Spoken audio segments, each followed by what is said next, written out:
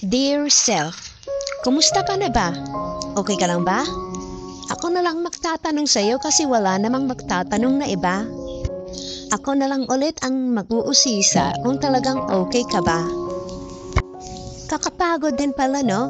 Yung gulong-gulo ka na pero wala kang ibang masabihan ang nararamdaman mo. Yung gusto mo sanang sabihin ang mga hinanakit mo, kaso walang available na makikinig sa'yo. Ang sarap sanang magkwento, kaso wala namang handang makinig sa mga hinaing mo. Yung parang tipong sarili mong problema, sarili mo ring comfort. Self, bakit ganon?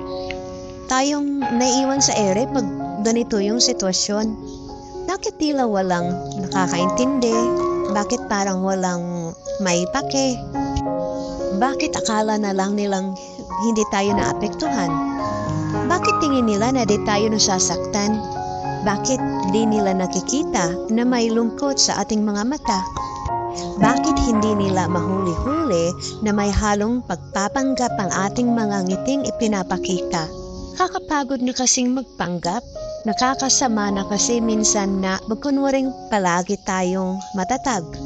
Alam naman kasi natin yung totoo, yung katotohanang nahihirapan na rin tayo. Kaso, kahit hirap na tayo, wala man lang nagtatanong, walang may pake. Kung totoo ba talagang maayos ang kalagayan natin na yon, nakakasawa na rin maghintay na may magtanong na, kumusta ka na? Kaya pipilitin na lang natin maging okay, huwag na lang umasa. Pero kaya pa naman natin to, di ba? Di lang tayo okay, pero tayo naman ay magpapatuloy pa. Payakap nga self, yung pangmalakasang hangha, magiging okay ka rin. Hindi man ngayon, pero yung panahong yon ay darating din. Papaalala ko lang ulit sa'yo na sobrang tatag mo.